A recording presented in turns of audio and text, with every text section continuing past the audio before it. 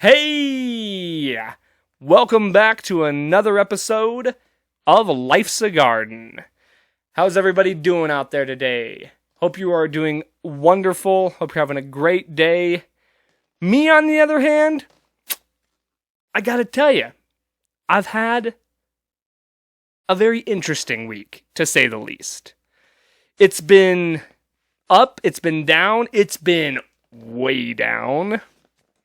And I'm going to tell you about it. You trust me when I tell you this.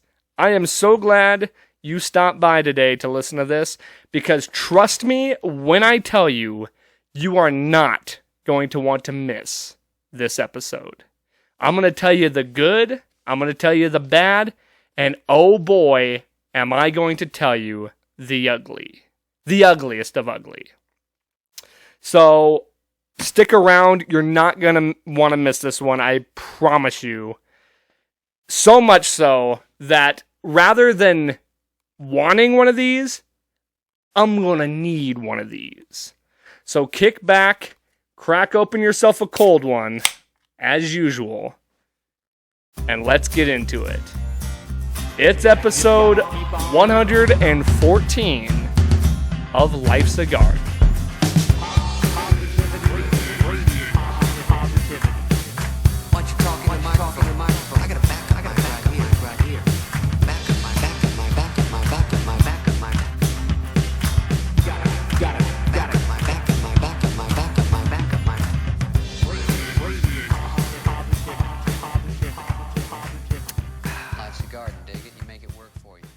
One of those weeks, guys. One of those weeks. Before I get into everything, let me first and foremost thank every single person that came out to our show this weekend out there at Harley-Davidson. I'm recording this before the show, so unfortunately I can't give you any details on how the show went. I'll probably do that next week or whenever I do another solo episode. But thank you so much to all of those that did come out. We're always appreciative.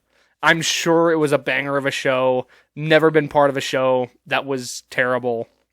Thank you to Fake News for playing right along with us. Thank you to the Road Dogs for hosting the event. And thank you to Harley for also hosting the event. If you missed this show, we are going to be playing September 9th at Craft Local. That is a Friday, and we're going to be playing at 7 o'clock. So if you missed this one, or hey, if you made it to this one, either way, come check us out. Craft Local, going to be a great time.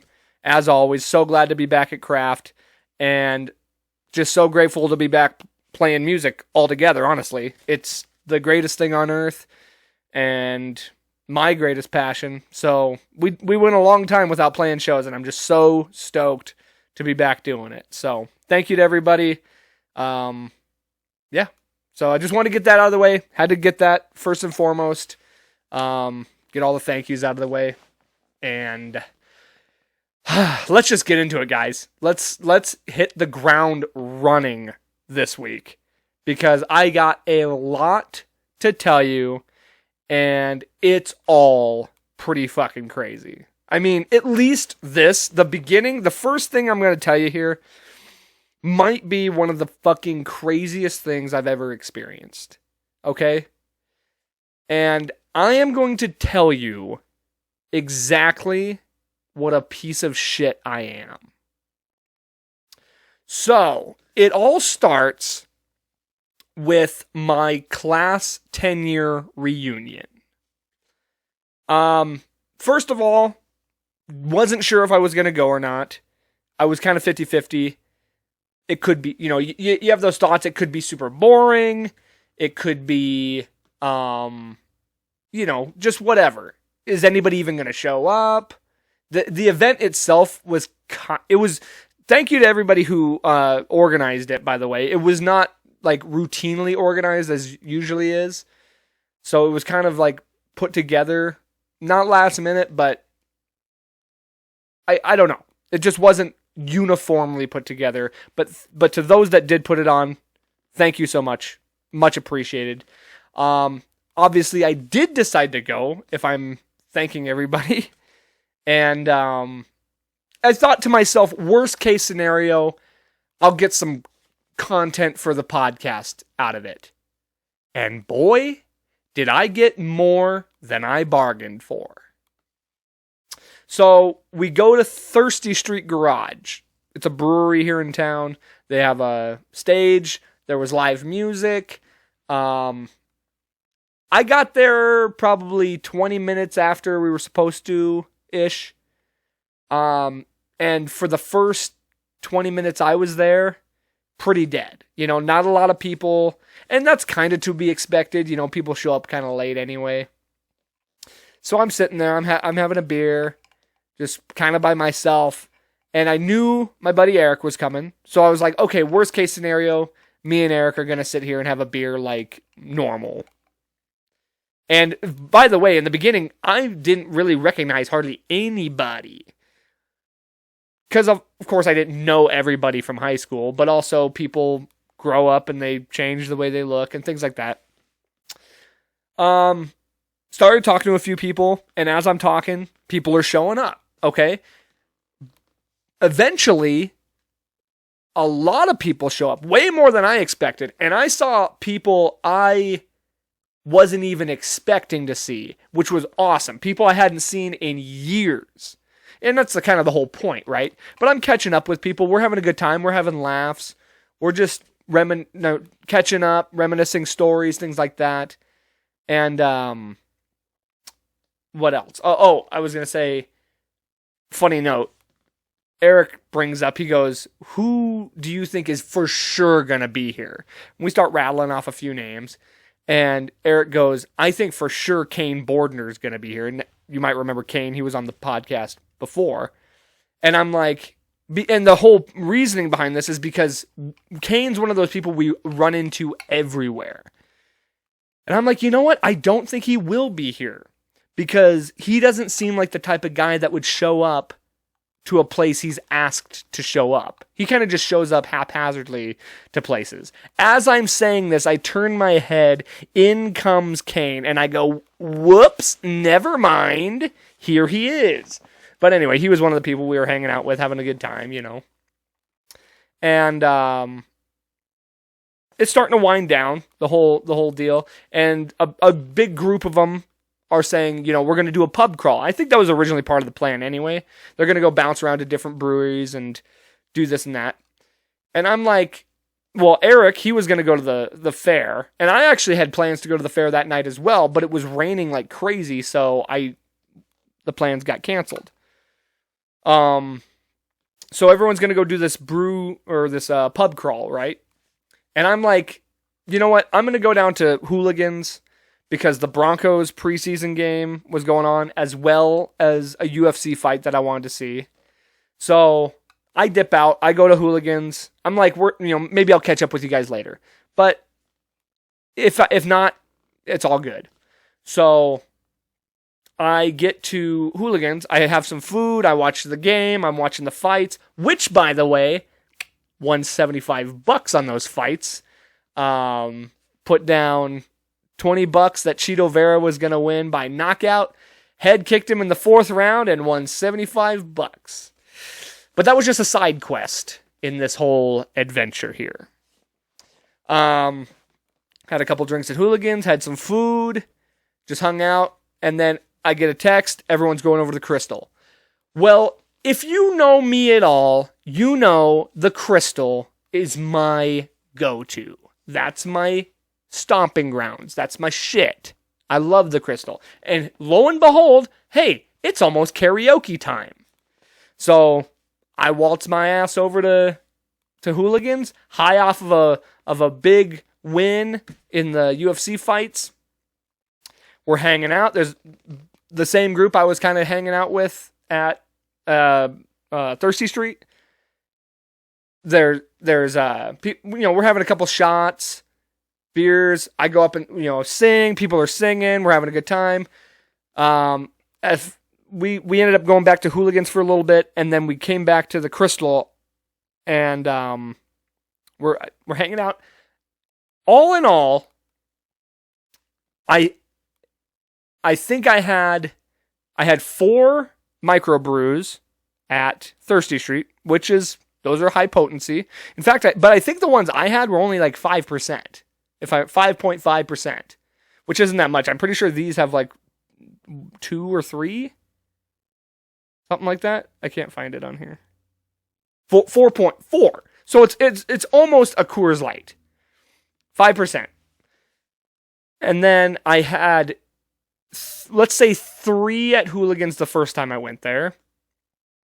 And then I had at least 3 shots. We'll just say 3 shots. I can recall 2, but let's just say 3 for the sake of argument. And I don't even remember, I don't think I had another beer at Hooligans the second time I went there. Between my whole time at the Crystal, maybe 2 or 3 beers. Let's just go high and say 3. So you do the math on the amount of alcohol I drank. The reason I bring that up is I'm hanging out at the Crystal, right? Just hanging out, having a good time, drinking my beer, hanging out with the people from high school. And the next thing I remember, I'm waking up face down on my bedroom floor in a pile of my own vomit. Next thing I know, literally woke up with my jeans on, my shirt's off, my jeans are on. I'm like crumpled up on my floor. My little wastebasket is just like, right in front of me. There's a trail of puke leading to said wastebasket, which is full of puke, by the way. And I'm like gathering myself. I'm like, what the fuck?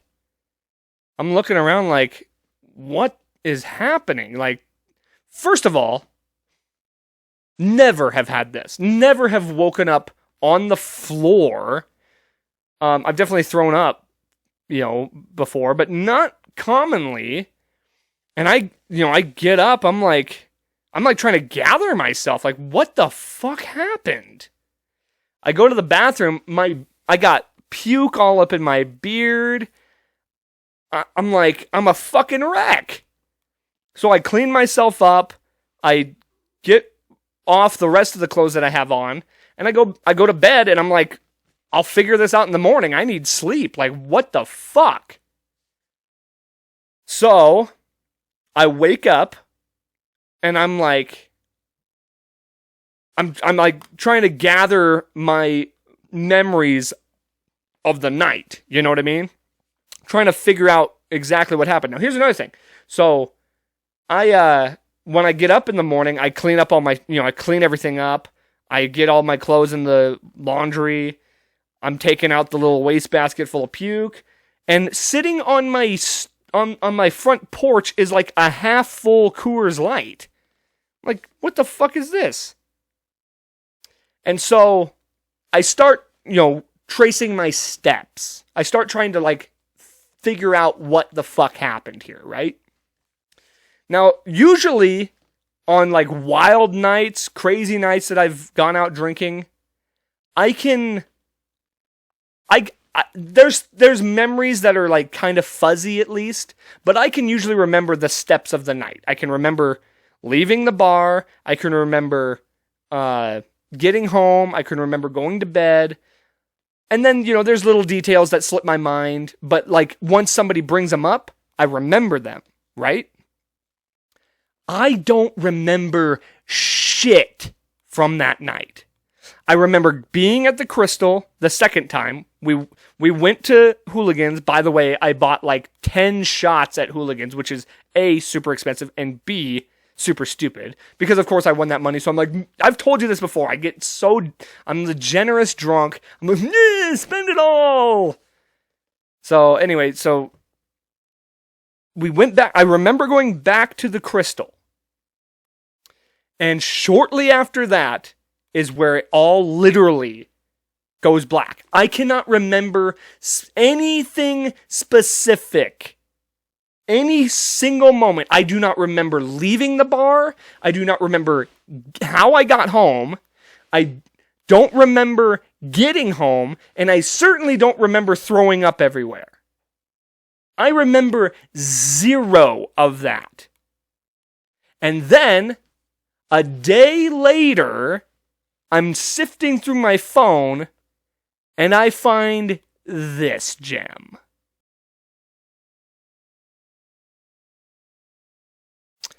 Who the fuck is that? Look at that guy's eyes. Look in the eyes of that guy, and you tell me that's a guy who doesn't even know who the fuck he is or where the fuck he is. That's not Liquid D. That, little did I know, there was a level beyond Liquid D, and that's Mr. Unrecognized himself. I don't recognize that guy when I look at that picture. I have no clue who that is, and neither does he. The guy in that photo has no fucking clue who he is, nor where he is. And so, trust me when I tell you this. This may have been the lowest moment, one of the lowest moments of my life. Like, I legitimately was so angry at myself, so disappointed that this could have happened, and so, just completely put back by this. Like, I couldn't even believe it. That, how could I allow myself to get to the point where I don't remember anything? Straight up blacking out. And then I start thinking about it. The more I start thinking about it, specifically, the only thing that makes sense is that I got drugged. So, let me just, and of course, it's easy to, it could be an easy excuse for any drunk ass motherfucker to make an excuse like that and be like, well, it wasn't my fault, trying to make excuses for my drunken behavior. Trust me, I'm not. I'm saying this based on, it's the only thing that makes sense. Let me explain. So I just told you exactly what I remember drinking. And trust me, I have a very keen memory on things like this, especially when I can pull up my bar tab, or I can pull up on my phone what I drank. I promise you. And I'm overestimating, by the way. I remember, I had my card in my wallet when I was home, meaning I paid in cash at the Crystal. And I didn't have that much cash by the time I got to the Crystal. On the second time. So I probably only had one when I went back. Oh God. And I think about I just think about what could I have done? The things I could have done, the things I could have said in my autopilot mode. And also, let me just say this. Thank fucking God I'm alive. Thank fucking God that everyone's safe. Who knows what could have fucking happened? But okay, back to the drugging thing. Why does that, here's why that makes sense to me, okay? First of all, I've drank way more than that. You remember when I told you about when I went to the wedding? I had at least 15 glasses of beer, a pint of beer. At least 15, I remember counting, because we were keeping track. Even if I'm lowballing, let's say 10. Let's say 10. That was still less beers than I had,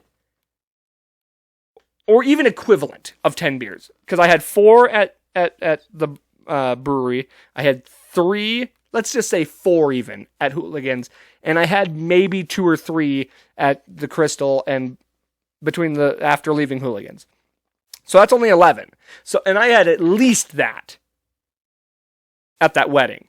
Plus 2 vials of moonshine and several beers. Dude, the amount of keg stands I did at that wedding, I did at least 4 keg stands at that wedding, plus like a couple rips off of a fucking bottle of whiskey. I almost threw up. You remember me telling you that? I almost threw up, but I didn't. Here's the thing. I remember every single minute of that night. Never in my life have I straight up fully blacked out from alcohol. Never. And I drink like a fish. Also, those guys at the Crystal know for a fact that I know when I'm done. If I'm getting to a point where I'm, feeling really fucked up, I will cut myself off. I will start drinking water. They know. I've done it several times. If I'm not good to drive, I call myself a ride. I try and figure out an alternative plan. Or I know I'm going to be driving, so I start cutting myself off and getting... None of that transpired. And that is so unlike me. Here's another thing. I very rarely throw up from alcohol. It's so rare. And if I do, it has nothing to do with the amount that I drank. It has everything to do with what I drank and the way it went down, gagging me. It has nothing to do with the amount that's in me. Very rarely. However, drugs will make me throw up. Also, I distinctly remember when I went back to bed after cleaning myself up, shivering. As if, and I have zero tolerance to drugs. Like, my drug tolerance is next to nothing. I specifically remember shivering when I took Oxys one time.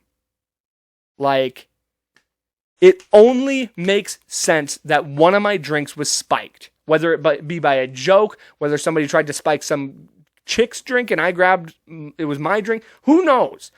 And the other thing is, Aaron, who works at the Crystal, knows. He told me that that's not an uncommon occurrence to happen in downtown right now. Several people have claimed this. I might have got fucked that night, but my jeans were still on. Who knows? Somebody might have brought me home and tried to fuck me, and then I started throwing up everywhere, and then they left. Who the fuck knows? But either way, I'm going to my fucking grave saying somebody drugged me that night. Bottom line, because it doesn't fucking make any sense otherwise. That's just it. That's just it. And I stand by it. Like, I'm not proud of it regardless. I'm not proud that I allowed that to happen to me. But I can't, like, there's no way I can beat myself up because there's no way I would have ever allowed myself to get that far. And like I said, still, regardless of knowing whether or not I got drugged or not, still one of the lowest moments that I've ever had. And it really fucking sucks. And I really hate that happened. I haven't gone out since. I have not gone out since. This is like maybe the 3rd beer I've had since that happened. I had a couple at practice and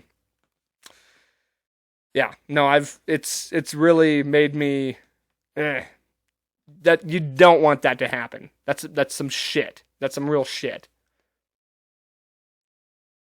Now,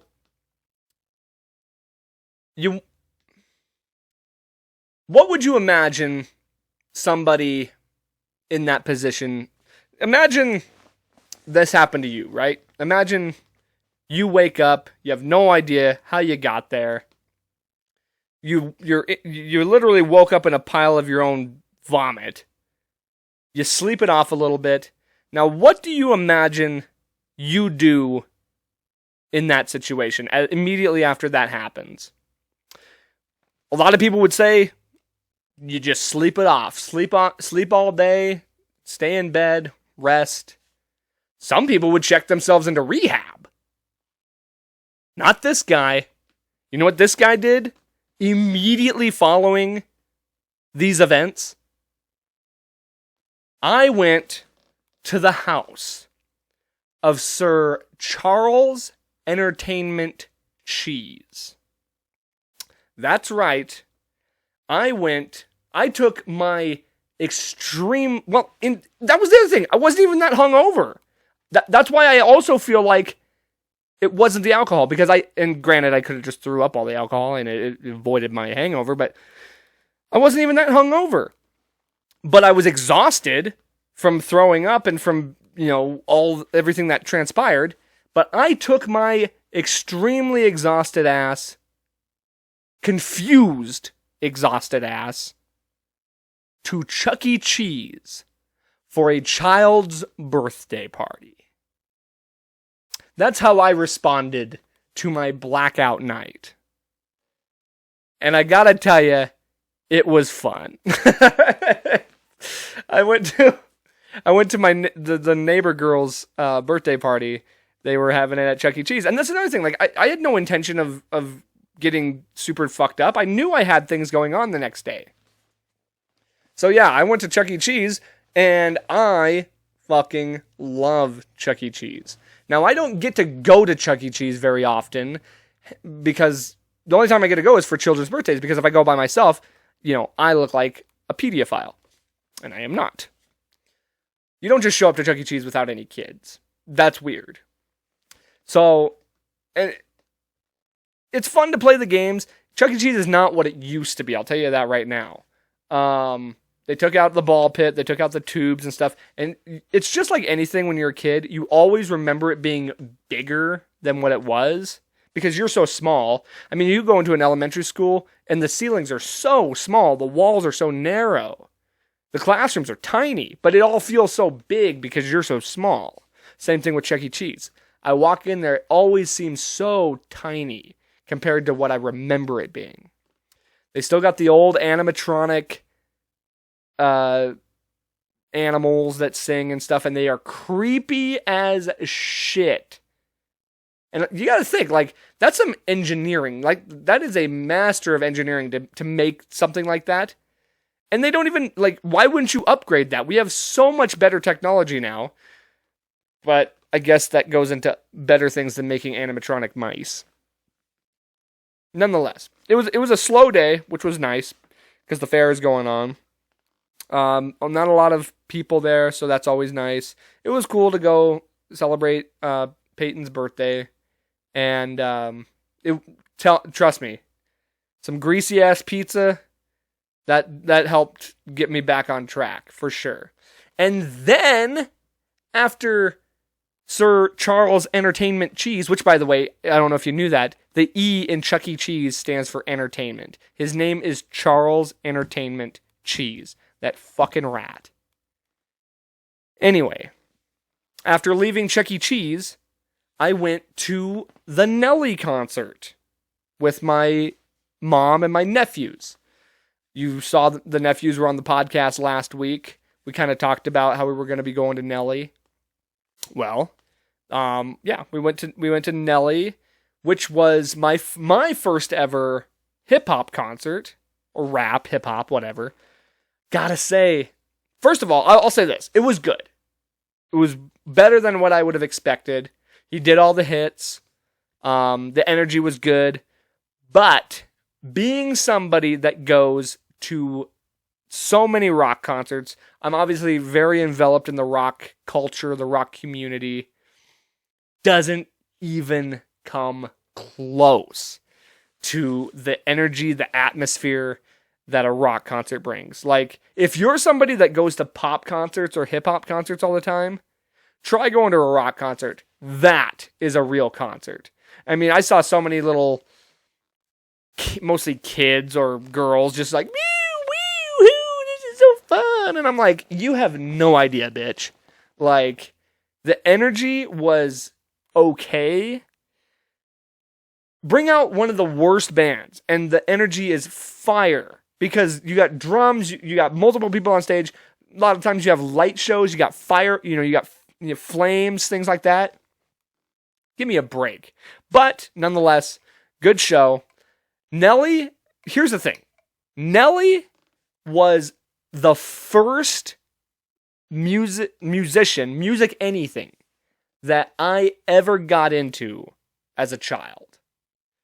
Like, I specifically remember when as far as like getting into mainstream music out of, childhood music, things like that, Nelly and Kid Rock were like the first two things that I discovered, because those were just things that my sister listened to.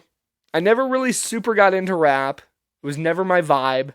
But Nelly always had a good vibe, and I could get down with Nelly. So it was kind of cool to get to see him live, because, it was, that, like I said, that was the first music, anything that I listened to as a kid. And then it was also cool to get to hang out with the boys. It was Darian's, like, only his second or third concert he's ever been to. And it was Sweet Pea's first ever concert. So it was cool to get to share that with him and do all that. We had a good time. It was a good night. It was only until that concert that I really started getting my legs under me. Because we went to the fair beforehand, and I ate some greasy-ass food. That probably helped a little bit. Had some greasy fair food.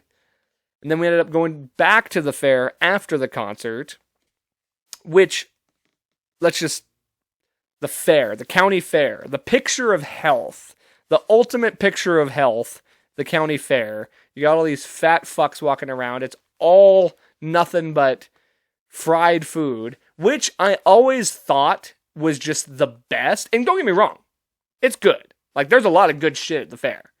But it's like 90% corn dogs,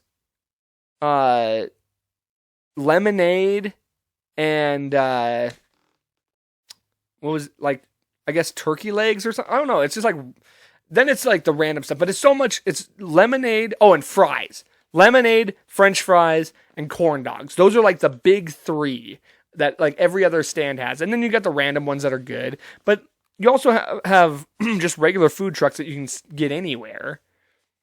Everybody boasts about the Viking. The Viking is like mid, in my opinion. And then the best thing there is the cow pie. It's a deep fried burger, and it is the absolute shit. And of course, you can't go wrong with a funnel cake. Funnel cake is bomb. I ate so much shitty food that night just to try and get myself back to normal. And it worked. It worked. But yeah, we went back to the fair after the show. The other thing about the fair too, all the little 14, 15-year-old thoughts that come out, all the little sluts come out in their little booty shorts and their crop tops. And I'm like, it's disturbing is what it is. Because so many kids these days look like they're 18 when they're actually fucking 13. And I'm like, I'm going straight to fucking hell because you decided it was okay to wear shorts halfway up your fucking ass. I'm like, whose parents are letting them do this? And all the little fucking douchey guys, just, I couldn't tell you how many douches I counted that night. Myself included. But, anyway, had no intention of going on any rides. The boys had some tickets from, I think, the night before when I was blacking out. They were going to the fair and I was out not remembering anything. And so they used a couple tickets on some rides. We all went on the Ferris wheel, which was fine. Like I said, zero intention of going on rides. I'm not a ride guy anymore. I don't really do I definitely don't do spinning rides. Spinning rides will definitely make me throw up. I can do like tumbling rides. I can do like swaying rides or dropping. Anything but spinning. I cannot spin. It immediately makes me nauseous. So, Sweet Pea's like, I want to do the zipper. So, he asked Darian, and Darian's too cool to do the zipper. Or he just either too cool or too scared. And so I'm like, all right, the zipper is the coolest ride at the fair. I'll do the zipper.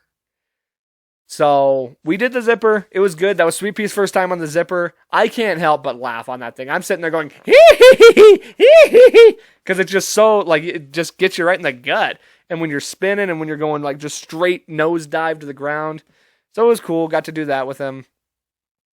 Yeah, that was my day. That was my whole fucking day. Woke up, didn't know how I got there. Went to Chuck E. Cheese, and then went to a concert and the fair. That's a day. If you tell me, if that might be the most interesting combination of things I've done in a single day ever. That was a fucking trip. Let me tell you.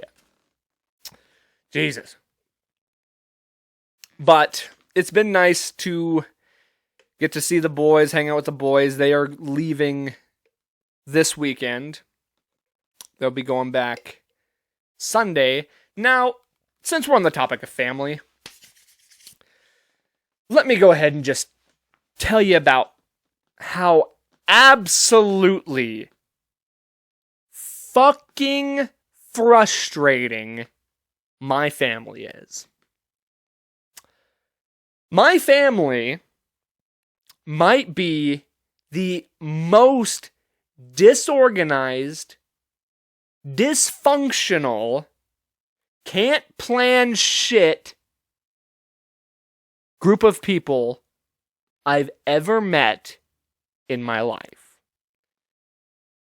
So, the boys they were supposed to go back last Tuesday. Well, they didn't, Mom didn't get their tickets, and by the time they were going to get their tickets, it was too late.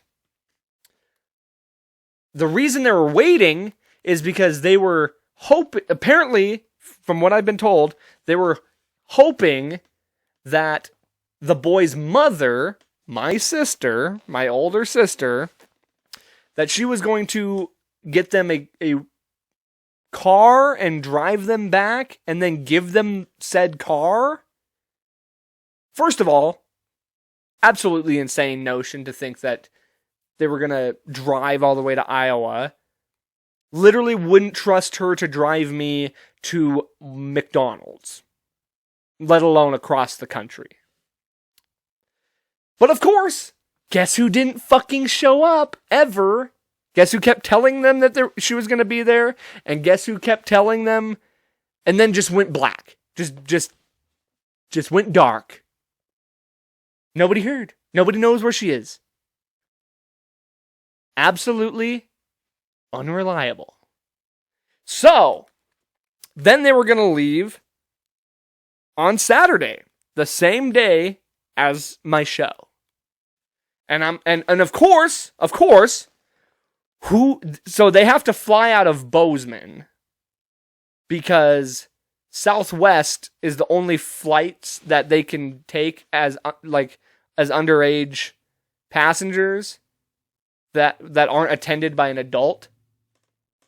And Southwest doesn't fly out of Billings, it flies out of Bozeman. So guess who gets put in charge of driving them to Bozeman?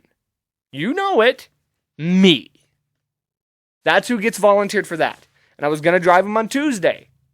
I would have had to take off work. And then my mom tells me it's going to be Saturday. Okay. So I have to take them early in the day, bust my ass back here, and then get ready to play a show. Okay. I was prepared for that. And then on Thursday evening, I'm out and about doing some running around, getting some stuff done. I get a phone call from my mother. She says, hey, so, could you buy the boys tickets and I'll pay you back? Granted, she said she was going to pay me back The next day, as of recording this, still haven't heard back about that, by the way, but there's a whole weekend still to come. We'll see what happens. Anyway, asks me to buy their tickets. First of all, you didn't buy them yet? You hadn't bought them yet. And you don't have enough money to do it, so you need me to do it. Okay? Immediately, blood's boiling. Blood's boiling. I'm fucking furious. Of course, because I'm backed into a corner, we got 2 days left. So yeah, I went and bought the fucking tickets. Now here's why that's so fucking frustrating. Here's the thing. First and foremost, off the top, I have no problem helping out, right? I have no problem lending a hand, helping out, especially if I'm being told I'll be reimbursed for said thing.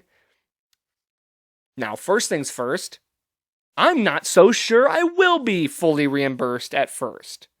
I get the feeling I'm going to be told, well, can I give you half now and half later? That's frustrating alone because I have bills too. I have things planned too. And to take $800 and just drop it without warning, without planning for it, without thinking about it, doesn't exactly work for everybody. But here's why all of this is frustrating as absolute shit. First thing, why didn't you buy him a round trip ticket in the first place? This was over a month ago. They came in on July 4th. And guess who told her to buy round trip tickets? Me. Didn't listen then. Throughout their time here, I brought up multiple times. I asked multiple times. Did you get their tickets back home yet? Did you get their tickets back home yet? You should probably do that. They're going to be cheaper. The longer you wait, the more expensive they're going to be. Oh yeah, I'm going to get them. Yep, I'll get them. I'm working on it right now. I'm planning on getting them this weekend. Over and over and over. Waited to the last minute. Didn't listen to me again.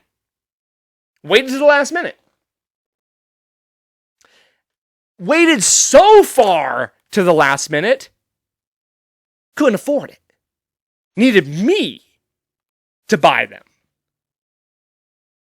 On top of having to take them to the airport. Not only am I going to spend $800 just on the drop of a hat, I'm going to have to spend $80 in gas and 4 hours out of my day to get this whole fucking thing done. And the other, now the ultimate reason why this is so frustrating, not only because I was ignored multiple times about what should happen, about do this, didn't fucking listen to me, and sure as shit, exactly how I imagined it would plan out. A clusterfuck. The reason I'm being asked to drive them there is because, the ultimate reason, because I myself am the most reliable person in the family. That's why it's so frustrating. And the reason I'm asked to buy the tickets is because they know I have the money to do it. Because I save money. And I have enough money to buy the tickets and have it not completely fuck me. Because I've made sure to have enough money in case shit, I have to do something like that, buy a new water heater, or pay for a plumbing bill, or pay for some kind of emergency medical bill, something like that. I've always had enough money to be able to drop immediately, if so. Not for plane tickets. I also have the most reliable vehicle. And they can rely on me to do it. If I say I'm going to do it, they know I'm going to do it. I'm personally reliable. I have honor. I have, like, I don't break promises. That's why it's frustrating. Because this is the exact same shit that happened to me before I moved out on my own.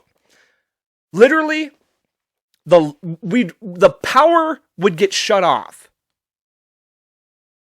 And guess who got stuck paying 3 months worth of electric bills? Me.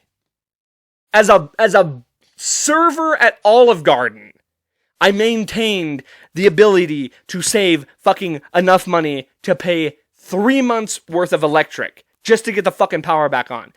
So the reason it's so frustrating to me is because I'm always the one picking up the pieces. And I fucking knew it this whole time. This whole time that these kids have been here. I knew somehow, some way, I was going to be responsible for getting them home. And sure as shit, here I am. Saving the day once a fucking again. And not to drag my mom all the way through the mud, trust me, she ain't the only fucking one. All my siblings, every single one of them, are so fucking unreliable. I already told you about my older sister. Forget about that. You can't even rely on her to be anywhere that she says she's going to be. Literally anything that comes out of her mouth, I do not trust or believe. My brother and sister, both of them said they were going to come to my birthday. Neither of them did. The amount of times that both of those two have said they're going to come to family events, holidays, dinners, things like that, the amount of times they've said they're going to come and then last minute don't is insurmountable. Every single month, I pay our phone bill. Me and my younger brother and sister, we're all on the same phone plan. I pay that.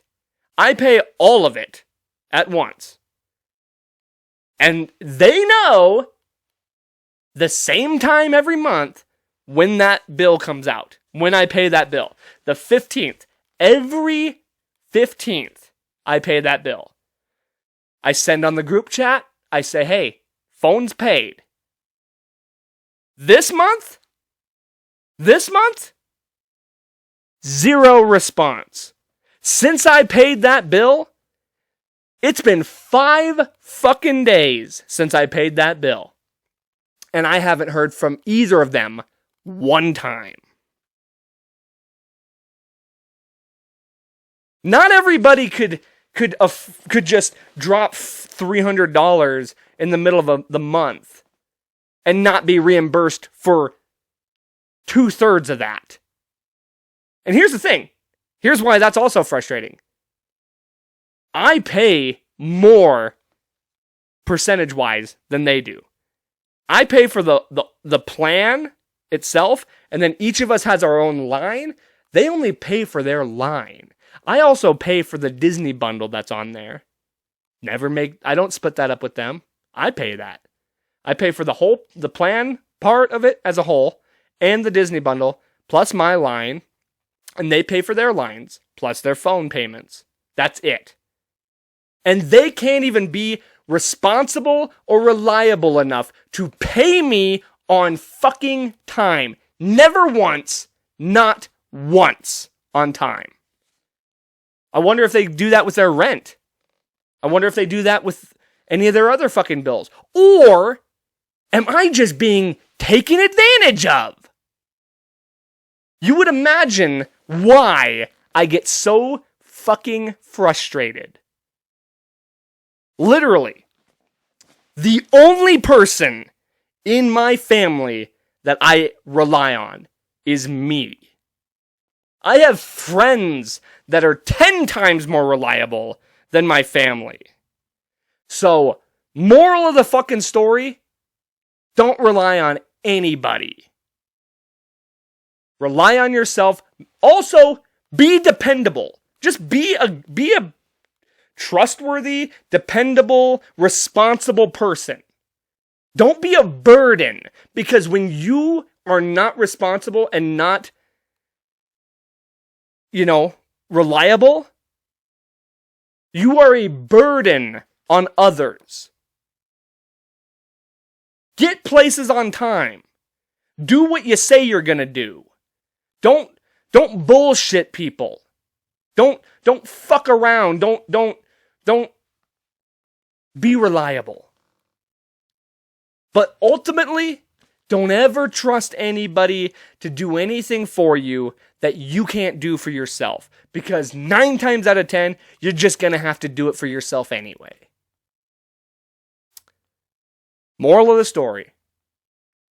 Part 1, be reliable. Just be a reliable person yourself. Be a responsible person. Don't be a burden on others. Part 2, don't rely on anybody, because nobody is worth being relied on. Rely on yourself. Make yourself reliable, and therefore, you can rely on you. And here's part 3. Don't let anybody walk all over you. Because guess what, everybody? That shit's coming to an end very soon. Told you I was going to need this fucking beer, didn't I? Jesus Christ, get me fired up in here. Here I try and make this show a positive thing. I try and make this show a good vibe. We like to have fun on the podcast. Sometimes we get fired up. Sometimes life gets real. Sometimes we be real on this podcast. And here's the thing. It's okay to let out your frustrations. It's okay to vent. That's what that was. It was a vent. It was a public vent for everybody. And, at the same time, here I am, blacking out in the fucking Crystal Lounge. So, who knows? Who am I to say that I'm so fucking great? I'm getting drugged downtown Billings, don't even know where I'm at. So who the fuck knows, We're all fucked in our own ways, right? So, nonetheless, I had to get that off my chest. Threw all my family under the bus, but hey, I'm telling it like it fucking is, okay? I ain't sugarcoating shit. That's the way it is, and if anybody doesn't like it, tough shit. It's the truth. You know what I mean? It's the fucking truth. So, fuck it. Anyway, sorry that I went on a tangent there, a nice little rant for you. We like the rants every now and again. At least it's hopefully entertaining for you, right? My ears are smoking, my blood's boiling, but as long as you're happy, it's all good, right? I don't want to close the show on that, of course. I don't want to close it on a sour note or me being fired up or me being all intense. So here's how I'm going to close the show. I opened it by talking about how I went to the Thirsty Street Brewery. Well, in addition to that, a couple weeks ago, me and my buddy Craig, we went and checked out the new brewery out by Zoo Drive, which is the Meadowlark Brewing. I believe they're out of Lewistown or something like that. I don't remember. Smaller town. So it's smart for them to come to a bigger market and it's a cool venue. Cool location wise, it's a little out of the way, but it's fairly secluded off. It seems like it's mostly a distribution place, mostly to make beer and be able to sell it, because it looks huge. And then when you get in, it's not tiny by any means, but it's not nearly what you think it's going to be, because I think most of it are stills and places to brew and package and bottle and things like that. But it got me to thinking, just because the brewery talks, things like that. I thought, let me give you my personal top 5 favorite breweries in Billings, Montana. So if you're looking for a brewery, these are the places to go. Now, here's what I'm basing this on, okay? I gotta give you my, criteria, okay? I'm basing it off location. How accessible is this place? I'm basing it off general environment as far as, how it looks inside, just, the atmosphere, the vibe, things like that. I'm basing it off staff. How good is the service? How good is the staff? Basing it off the food, if there is any, and if there is, how good is it? And number one, first and foremost, the beer. How good is the beer? Now, I had to think about all the breweries in town. And I believe we counted 13 total, which is pretty good. My 5. Here we go. Number 5. Starting with number 5. These are the breweries in Billings. And first of all, I've been to several. No disrespect to any of these places. To any of the breweries, I can honestly say I haven't been to a brewery here that I didn't like, honestly. So they all have their things. It's just a matter of, do they meet a majority of these criteria? I'm going to start with number 5 being Uber Brew. Great location-wise, right downtown. The food is spectacular. The beer is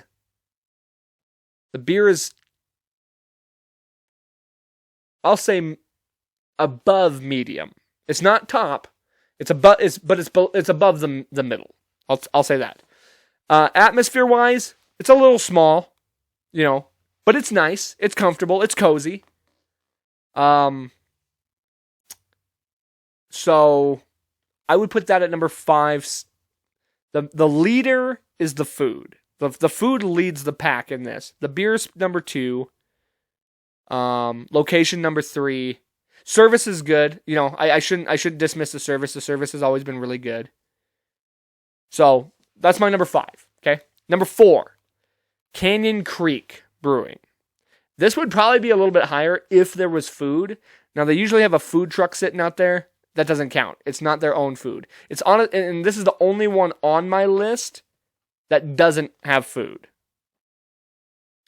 Food's a big thing to me when it comes to going out to places. So I'm blanking on what I had as my number 2. I might have to change my list. Anyway, we're sticking with this. Canyon Creek Brewing at number 4. Location-wise, it's awesome. The place itself is super, super cool. They got a nice patio, a big patio, and they have great beer. Great selection of beer. The beer is top notch, which is why it's above Uber Brew in my opinion, even without the food. Service has always been good. Honestly, I'm just gonna say this right now. None of these places have bad service. The service is always great. So I'm just gonna say that right now. Number 3 is Diamond X. The new Diamond X Brewing. The location is its downfall. It's so far out there. It's far enough that it's just kind of out of the way. So, what was that? Where was I at? Oh. Fuck. Okay, so, the building itself, the atmosphere, amazing. The atmosphere is amazing. It's probably its best quality, honestly. The food is great. The beers are... I've only had a few, so I can't really judge the beers as much. Still top tier. But the shining parts are the atmosphere and the food. The service as well. So that's what I'm going to put that at number 3. Now, the more I'm thinking about it, let me see. I might have fucked up.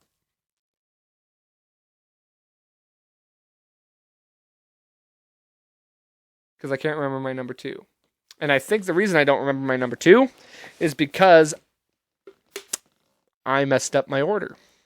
So, actually, coming in at number 5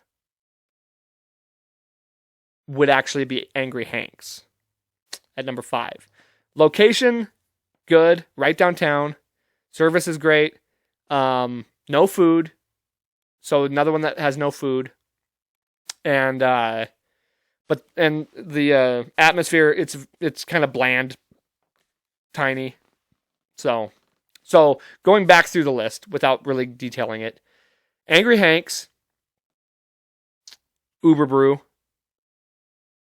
I'm actually going to drop Diamond X to number 3 because of location, because it is so far out there. Canyon Creek is number 3, and literally, or number 2. Canyon Creek is number 2 on my list, simply because how good the beer is. The location is great. The atmosphere is great. Like, it literally is like 4.5 stars. Like, if it had food, it would be the best. If it had food, it would be the best. So that's what I'm going to say. And coming in at number 1, if you didn't know that I was going to say this, you might as well unsubscribe. Number 1, Montana Brew Company. Downtown Billings, perfect location. If you combine both brew pub and hooligans as Montana Brew Company, which it technically is, there's 2 locations. So there's 2 separate bars. You got the sports bar, you got the kind of like more casual area. Even the casual area itself where they brew the beer is just phenomenal. It's historic downtown Billings. The beer, top notch. The food, absolute number 1. The food is the number 1. Atmosphere is number 1. Location, number 1. Service, number 1. The beer is probably actually, between all the things, the thing I like the least. And it's still top notch.